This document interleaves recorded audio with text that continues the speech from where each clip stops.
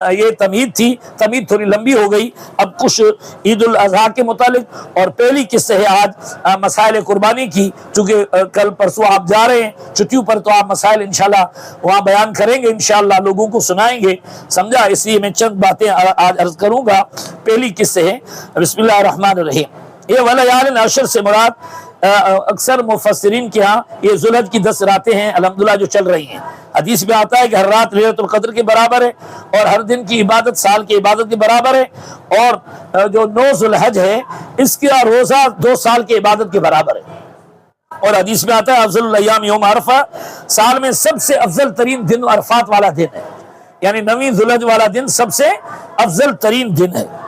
اور قربانی کے متعلق بعض حضرات جو علماء پر اعتماد نہیں کرتے وہ کہتے قربانی واجب نہیں ہے، قربانی سے اچھا یہ کہ اتنی رقم غریبوں میں خیرات کر دو. بھائی یہ جہالت ہے.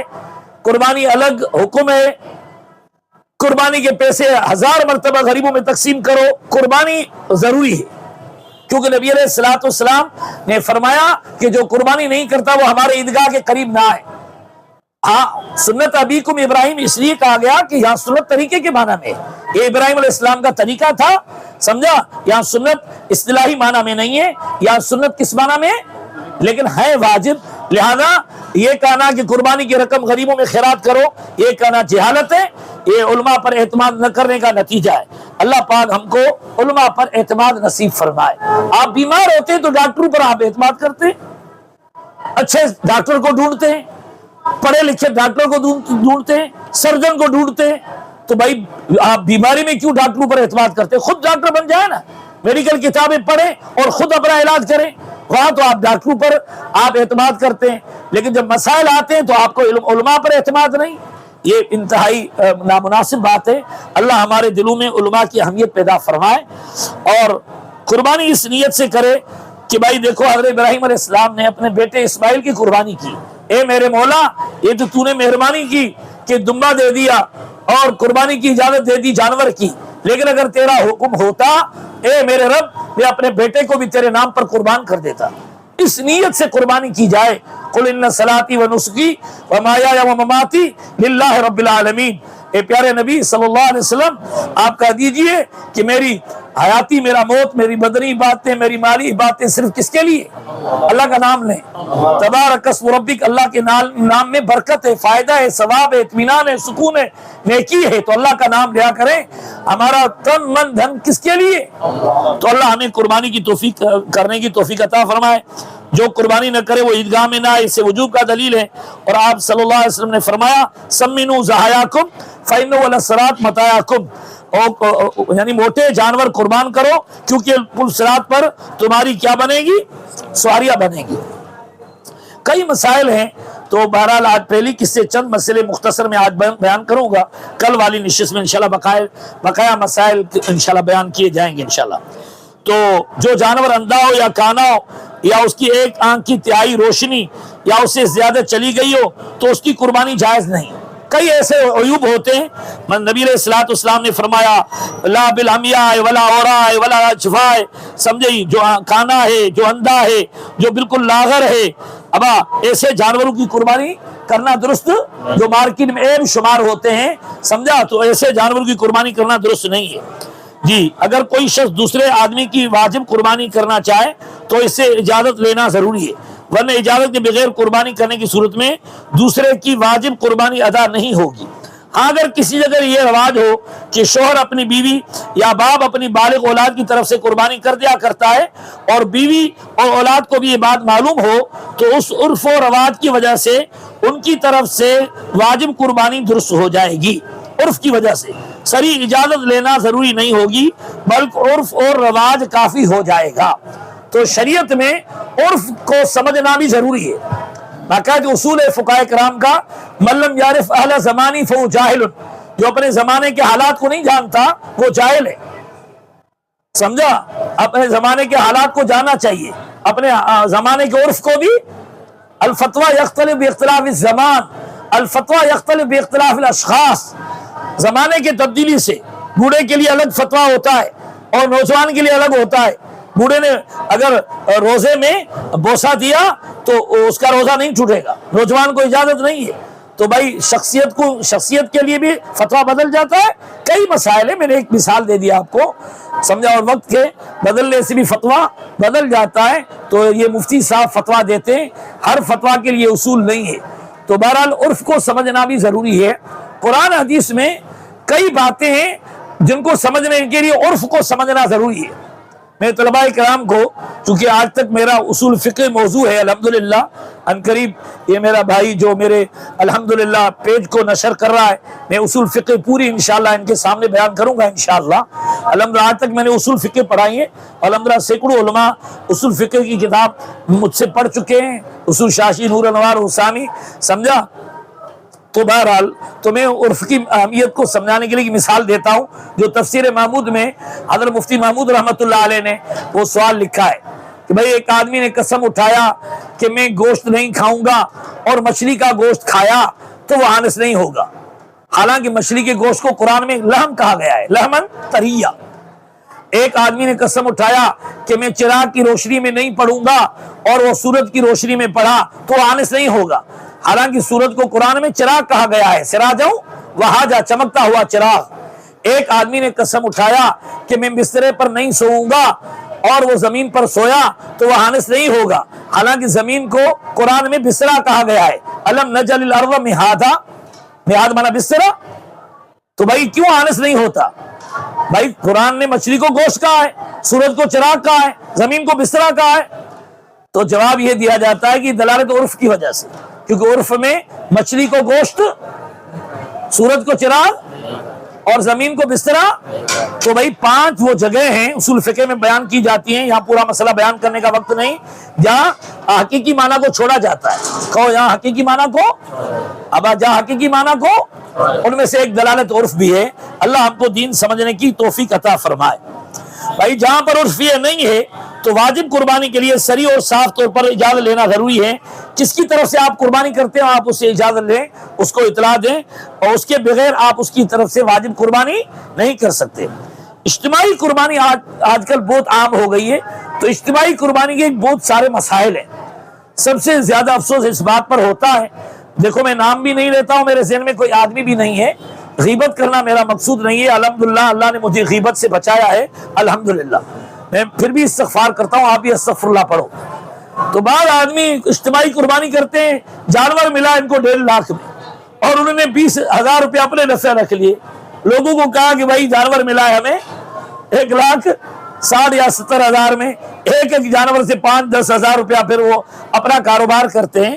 تو بھائی جب تک آپ اس کو اجازت نہیں لیتے, آپ اس کو نہیں بتاتے کہ مجھے قربانی کا جانور اتنے میں ملا ہے, تو خرچے سے زیادہ آپ نہیں لے سکتے, یہ مناسب نہیں ہے.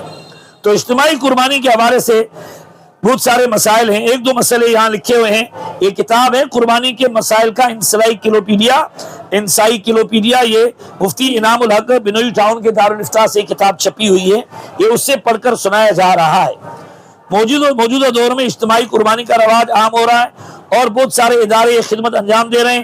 یہ جائز ہے, شرعاً اس میں کوئی کباط نہیں, بلکہ اگر کھال کی وجہ سے, جس طرح کراچی یا بعض جگہ میں وہ کھال کی وجہ سے مارتے ہیں, تو جہاں خطرہ ہو تو آپ وہ اجتماعی قربانی کرو, کھال بھی مستحق لوگوں کو مل جائے گی اور آپ بھی پریشانی سے بچ جاؤ گے. اجتماعی قربانی میں ایک بات کا خیال رکھنا ضروری ہے, ایک بات کا ہے تو کئی باتیں, لیکن ایک بات کا سب سے زیادہ خیال رکھیں کہ کوئی ایسا آدمی اس میں شریک نہ ہو ابا جس کی آمدنی حرام ہے. اگر ایک آدمی بھی ایسا ہے جو مشرک ہے, عقیدہ صحیح نہیں ہے, یا اس کی ابا آمدنی کیا ہے, تو بھائی کسی کی بھی قربانی قبول نہیں ہوگی. یہ اجتماعی قربانی کرنے والے اس بات کا یعنی خیال نہیں رکھتے. یہ خیال رکھنا چاہیے کہ آپ باقاعدہ اعلان کر کے یہ لکھ لیں کہ حرام آمدنی والے, مثلا سود, جوا, بینک, انشورنس, ڈاکہ اور چوری کی رقم والے اجتماعی قربانی میں شرکت نہ کریں, ورنہ وہ خود ذمہ دار ہوں گے. انشاءاللہ میں اپنے انتہائی محسن حضرت سائیں عبدالحادی صاحب دربار جو ہمارے مدرسے کے ناظم مالیات ہیں, ان کو آدھی عرض کر دیتا ہوں کہ یہاں پنا فلیکس سے اوپر لکھ دیں خدا کے واسطے, اور انشاءاللہ آئندہ رسید بک میں بھی انشاءاللہ ہم لکھیں گے کہ ہمیں کوئی بھی حرام آمدنی والا مدرسے میں چندہ نہ دے, اللہ کے واسطے ہمیں حلال آمدنی سے چندہ دو, سمجھا. حرام آمدنی والے ہمیں چندہ نہ دیں، انشاءاللہ سائن لکھوائیں گے، یہاں پہ نا فلکس بھی آپ دیکھیں گے، اور انشاءاللہ رسید بک بھی پر بھی یہ بات لکھی جائے گی۔ تو بھائی حلال میں برکت ہے اور حرام میں کیا ہے؟ آج کل اس دور میں سب سے بڑی بات جو ہے وہ حرام سے احتیاط نہ کرنا ہے، یہ بہت بڑا مسئلہ ہو گیا۔ حرام آمدنی ہماری چل رہی ہے، حالانکہ آپ نے حدیث سنی ہے کہ ایک آدمی دعا کرتا ہے، یا رب یا رب یا رب، سمجھا، اس کے بال غبار آلود ہیں، بال بکھرے ہوئے ہیں، سمجھا، اور بہت یعنی آوازاری کر رہے ہیں۔ حضور علیہ السلام نے فرمایا، میں مفہوم پڑھ رہا ہوں حدیث کا، انا یستجاب لہ، اس کی دعا کیسے قبول ہو؟ ماکلو حرام، مشربو حرام، ملبسو حرام، اور کما قال، اس کا کھانا حرام، اس کا لباس حرام، اس کا پینا حرام، ہر چیز حرام، پھر اس کی دعا کیسے؟ بھائی قرآن کی آیت ہے، یا ایھا رسول، اے رسولو کلوا من الطیبات واعملوا صالحا، سمجھا، حلال کھاؤ، یہ رسولوں کی امتوں کو حکم ہے، سمجھا، اور عمل صالح کرو۔ آج عمل صالح کی ہمیں توفیق کیوں نہیں ملتی؟ اللہ پاک کے سامنے بیٹھنے کی توفیق کیوں نہیں ملتی؟ نیکی کرنا مشکل اور گناہ کرنا کیوں آسان ہو گیا؟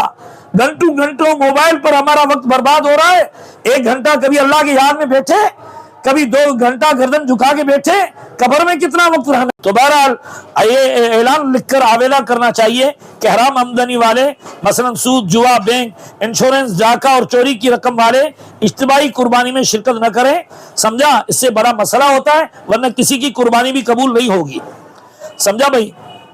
تعین بھی کرو اجتماعی قربانی کا، نیت بھی کرو، تعین نہ ہونے کی وجہ سے قربانی صحیح نہیں ہوگی۔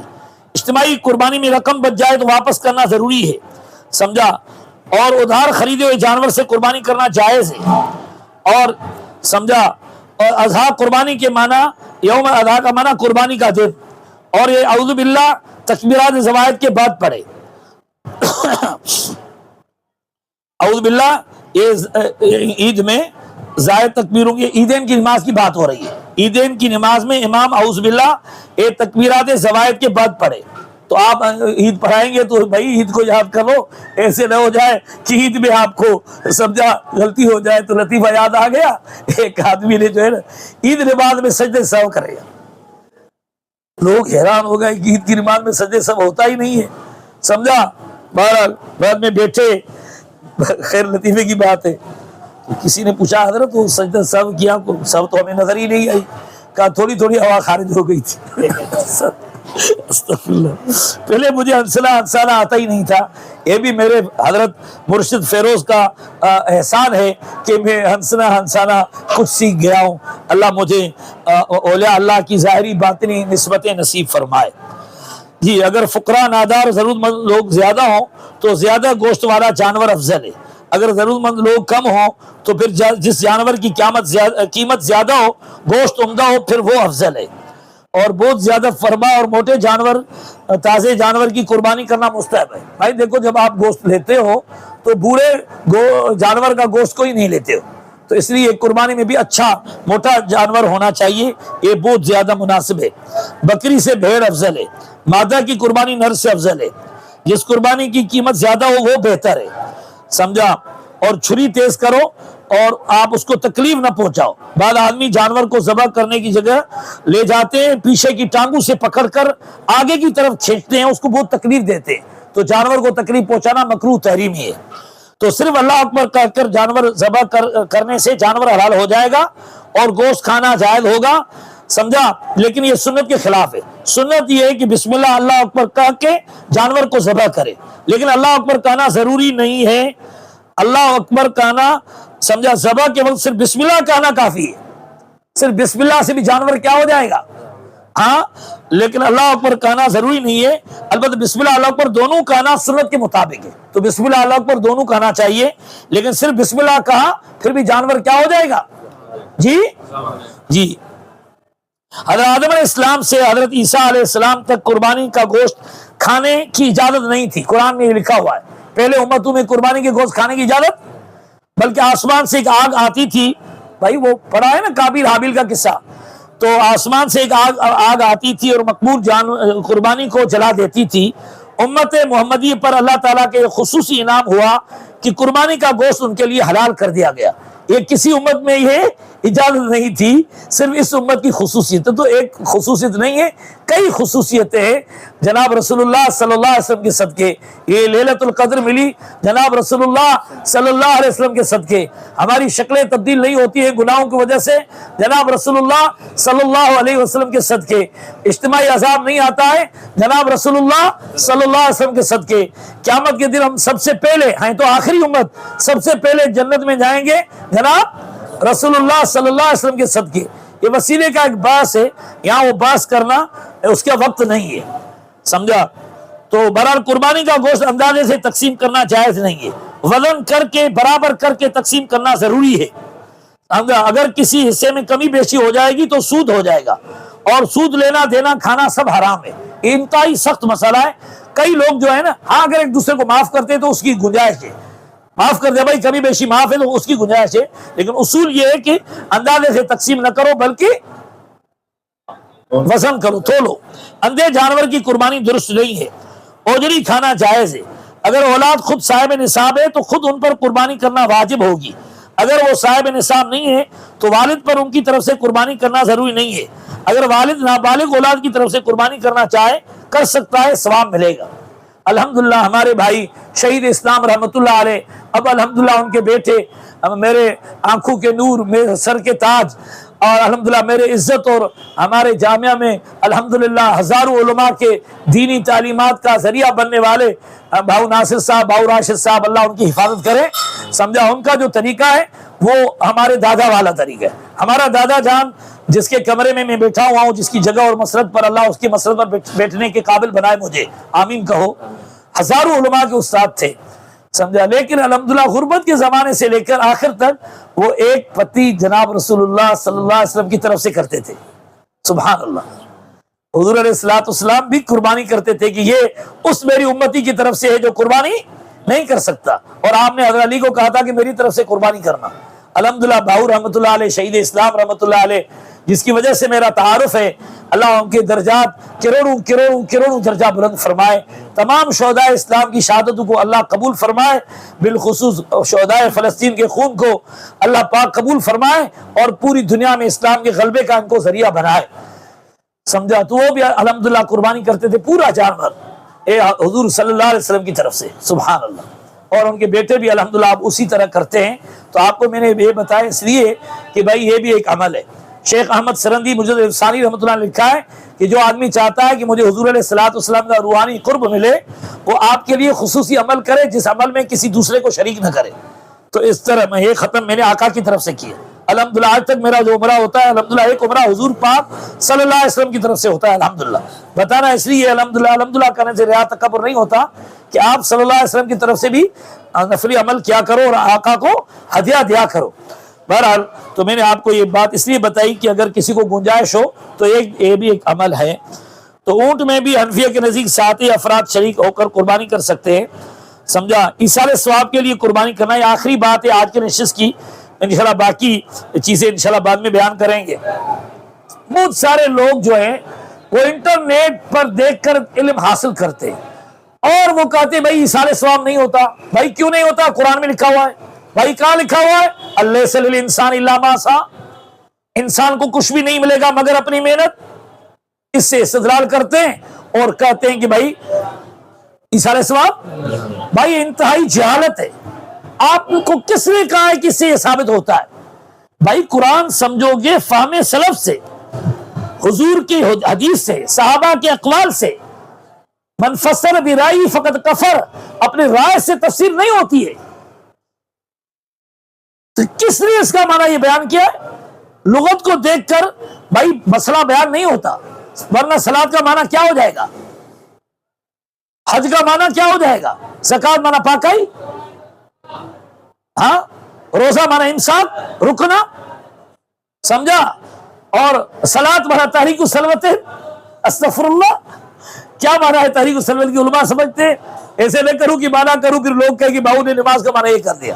بعد آدمی کاٹ کوٹ کر ایک چیز ایک جیسی ہوتی ہے اس کا پورا بیان نہیں کرتے, ایک چیز اس سے کاٹ کر بیان کرتے ہیں. دیکھو یہ نماز کا معنی کیا کر رہا ہے. بھائی دیکھو اس لیے میں تحریک السلوتین کہتا ہوں تاکہ آپ ہی سمجھو, جاہلوں کو سمجھانا میرا مقصد ہی نہیں ہے.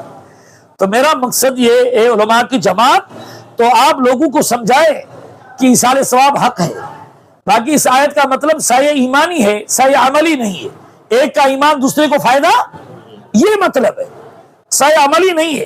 پھر نماز جنازہ کا بھی کوئی فائدہ نہیں ہے، نماز جنازہ میں بھی تو ایصال ثواب ہوتا ہے، پھر نماز جنازہ کا بھی انکار کرو۔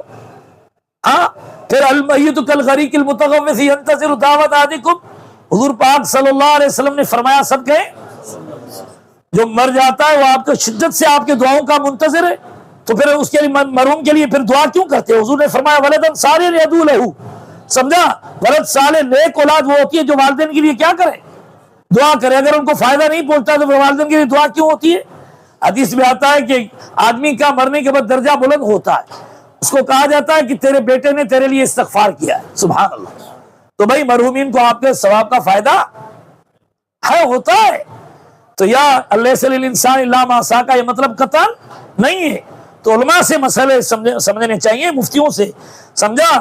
کوئی بات اگر جمہور سے ہٹ کے کرے تو آپ تحقیق تو کرو، ایصال ثواب کے منکر نہ بنو، سمجھا؟ مرحومین کا حق ہے تمہارے اوپر۔ جب آپ مرحومین کے لیے ایصال ثواب نہ کرو گے پھر آپ کی اولاد بھی آپ کے لیے ایصال ثواب نہ کرے گی۔ تو بہت ساری آیات احادیث سے یہ مسئلہ ثابت ہے کہ ایصال ثواب کیا ہے؟ کہو جائز ہے، لیکن عمل کا ایصال ثواب ہوتا ہے، عقیدے اور ایمان کا ایصال ثواب نہیں ہوتا ہے۔ اللہ ہمیں دین سمجھنے کی توفیق عطا فرمائے۔ بعض باتیں ایسی ہوتی ہے کہ وہ بیان میں نہیں کی جاتی ہے، لیکن آپ کو اس لیے بتاتا ہوں کہ آپ ایصال ثواب کرو۔ میں ایصال ثواب کرتا تھا تو پھر میں نے دیکھا مرحومین کو کہ مجھے دیکھ رہے، تو میں نے اپنے بھانجے مولانا عبد الباسط صاحب جو ہمارے جامعہ کے شیخ الحدیث ہیں، میرے دونوں بھانجے مولانا عبد الباسط مولانا عبد القیوم شیخ الحدیث ہیں، ماشاءاللہ ماشاءاللہ کہو، تو انہوں نے کہا کہ آپ ان کے لیے جو ایصال ثواب کرتے تھے اب آپ نہیں کرتے نا، تو آپ کو یاد دلا رہے ہیں لهم البشریٰ فی الحیات الدنیا۔ تو خواب رحمانی بھی نفسانی بھی شیطانی بھی ہوتا ہے، تو بہرحال ایصال ثواب ہوتا ہے اور ملتا ہے الحمدللہ۔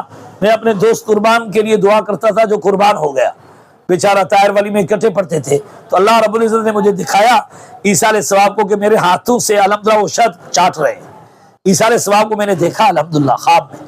بعض باتیں ایسی بھی ہیں جو اب بیان نہیں کی جاتی، نہ لوگ اس کو سمجھیں گے، لیکن وہ مشاہدات ہوتے ہیں، کبھی کشف ہو جاتا ہے۔ میں اپنے لیے تو نہیں کہتا ہوں، مناسب بھی نہیں ہے، نہ میں اہل کشف میں سے ہوں، لیکن اہل کشف کے کشف ہوتے ہیں، بیان کرنا ضروری بھی نہیں ہے، نام لینا ضروری ہے ان کا۔ بہرحال ایصال ثواب حق ہے اور قرآن حدیث سے ثابت ہے، سمجھا؟ یہ برزخ پردہ ہے مرنے کے بعد، سمجھا؟ تو وہ جب وہ برزخ ہٹے گا، کشف ہو جائے گا، فکشفنا عنک غطاءک فبصرک اليوم حدید، مرنے کے بعد غبار ہٹ جائے گا، پردہ ہٹ جائے گا، نگاہ تیز ہو جائے گی، جو آخرت نظر نہیں آ رہی وہ آخر نظر آنا شروع ہو جائے گی، یہ ساری چیزیں کشف ہو جائیں گی۔ بہرحال کشف الصدور کشف القبور کرامات کا ایک قسم ہے، وہ بیان کرنا ضروری نہیں ہے ورنہ لوگ وہ ابتلا میں پڑ جائیں گے، سمجھا؟ پھر اہل بدعت اور اہل توحید میں فرق نہیں رہے گا، حالانکہ اہل بدعت اور اہل توحید میں بہت بڑا فرق ہے۔ وہ کرامت بیان کرتے ہیں، وہ کہتے ہیں پیر کا کمال ہے، ہمارے اہل توحید بیان کرتے ہیں کہ بھائی ہاتھ تو نبی ولی کا ہوتا ہے لیکن اختیار کس کا؟ اللہ کا نام لو، اللہ کا نام لو بھائی، ہاتھ تو نبی ولی کا ہوتا ہے لیکن اختیار کس کا؟ تو اہل بدعت اہل توحید کے کرامات بیان کرنے میں فرق ہوتا ہے، لیکن جب آپ سمجھو کہ مخاطبین جو ہیں وہ اس بات کو نہیں سمجھیں گے تو پھر آپ اس بات کو بیان نہ کرو تو افضل ہے، جس طرح وسیلے کا بیان ہے۔ میرے استاد مولانا سرفراز خان صفدر رحمت اللہ علیہ، سمجھا؟ سبحان اللہ، دنیا کے بڑے علماء میں سے بڑے عالم ہیں رحمت اللہ علیہ کو، ان کے وسیلے کے لیے متعلق باقاعدہ لکھا کہ وسیلہ اعمال کا بالاتفاق جائز ہے، وسیلہ ذات کا بھی جائز ہے اگر یہ نیت رکھے کہ میری اس سے محبت ہے، لیکن اگر یہ وسیلہ رکھتا ہے ذات کا لیکن یہ سمجھتا ہے کہ ہؤلاء شفاعنا عند اللہ، جو مشرکین مکہ نیت کرتے تھے کہ اللہ ان کے محبت میں مجبور ہے، پھر وسیلہ جائز نہیں ہوگا، شرک ہو جائے گا۔ پھر حضرت نے لکھا ہے جو عوام ہیں جو اس صورتوں کو نہیں سمجھتے ہیں ان کے لیے وسیلہ نہ لینا بہتر ہے، حضرت خود لکھا ہے، حضرت سید حماد اللہ حلبی رحمۃ اللہ علیہ کے مسائل توحید میں لکھا ہوا ہے کہ قرآن کے کسی بھی دعا میں وسیلہ نہیں ہے، اس لیے وسیلہ نہ لینا افضل ہے۔ جو صورتوں کو سمجھتا ہے تو جائز ہے، آپ علماء ہیں، لیکن جو صورتوں کو مسائل کو سمجھتا شرک اور توحید حلال اور حرام کا فرق تو اس کے لیے جائز نہیں ہے۔ تو بعض چیزیں ایسی ہوتی ہیں، اس میں کچھ صورتیں ہوتی ہیں تو عوام کے سامنے وہ صورتیں آپ بیان کریں گے تو وہ نہیں سمجھیں گے، لہذا ان کو احتیاط بتائیں، ایسے نہ ہو جائے کہ پھر وہ شرک میں مبتلا ہو جائے۔ بہرحال میں نے اجمالی طور پر وسیلے کا مسئلہ بیان کیا ہے، تفصیل آگے آئے گی جب موقع ملا قرآن کی تفسیر میں انشاءاللہ۔ سبحان ربک رب العزت عما یصفون وسلام علی المرسلین والحمد للہ رب العالمین۔